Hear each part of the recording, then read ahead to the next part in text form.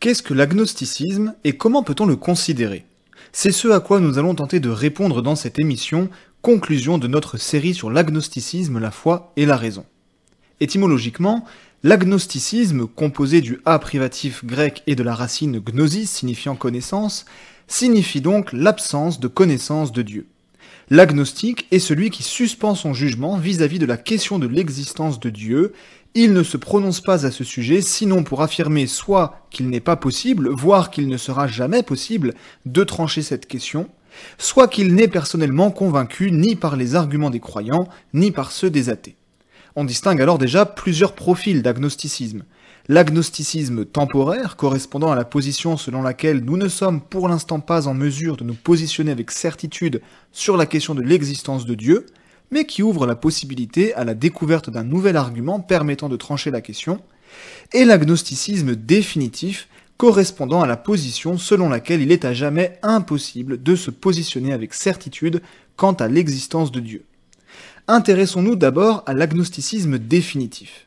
L'idée ici est que la question de Dieu relève de la métaphysique et que tout raisonnement métaphysique est soit dénué de sens, soit impossible à tenir pour vrai et certain. Par conséquent, on ne peut rien dire ni connaître de Dieu.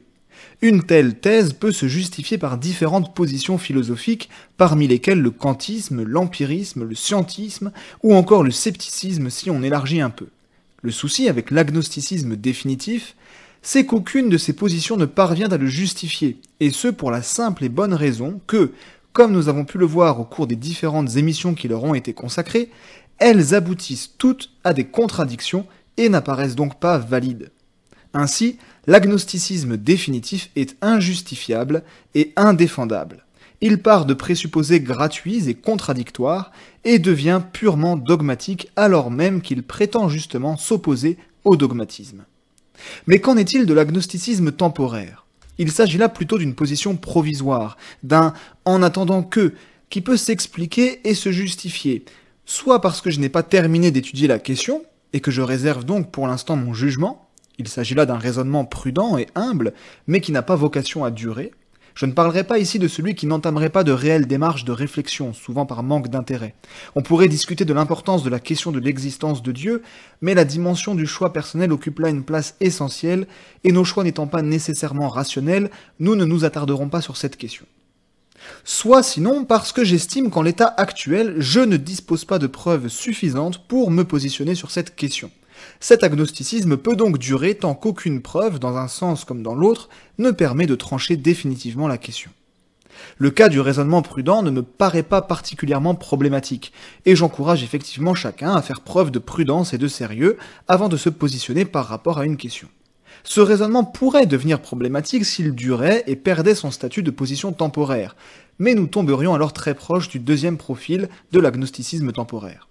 Concernant justement ce deuxième profil, il faut souligner le présupposé sur lequel il s'appuie pour se justifier, le postulat selon lequel on ne peut accepter pour vrai que ce qui est prouvé, une position que l'on nomme l'évidentialisme. Le souci avec cette position, là encore, c'est qu'elle se contredit elle-même et échoue à se justifier. Au cours de nos précédentes émissions, nous avons eu l'occasion d'expliquer en quoi ce modèle aboutit à une impasse et en quoi il est préférable et nécessaire d'accepter pour vrai non pas seulement ce qui est prouvé, mais également ce qu'on sait ne pas être faux. Un autre souci avec cet agnosticisme temporaire évidentialiste, c'est qu'il est inapplicable à la question de Dieu, en raison même de la nature de Dieu. Dieu étant par définition transcendant et infiniment supérieur à l'homme, il nous dépasse totalement et serait en mesure d'exiger une certaine soumission de notre part. Dès lors, sitôt que nous exigeons une preuve avant de conclure à l'existence de Dieu, nous commettons plusieurs erreurs. Nous traitons Dieu comme un objet à notre portée, quelque chose de tangible et qu'on doit pouvoir examiner, mesurer, tester.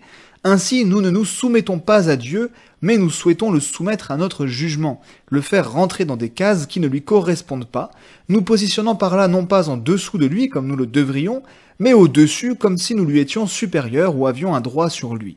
Par conséquent, nous ne traitons pas la question de Dieu comme elle devrait être traitée, c'est-à-dire avec une certaine humilité, et donc nécessairement nous ne pouvons pas parvenir à une conclusion satisfaisante.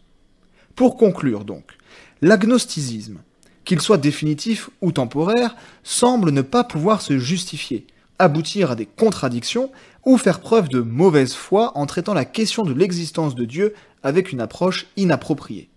Là où cependant l'agnosticisme semble pointer vers une vérité, c'est que bien qu'il soit possible de dire quelque chose de Dieu, on a besoin qu'il se révèle à nous pour le connaître réellement. C'est là ce que les religions prétendent apporter, une révélation divine. Deux questions se posent donc à nous pour nos prochaines émissions. La religion est-elle nécessaire? Et pourquoi une religion, en l'occurrence le christianisme, plutôt qu'une autre? C'est à ces questions que nous tenterons de répondre dans notre prochaine série d'émissions.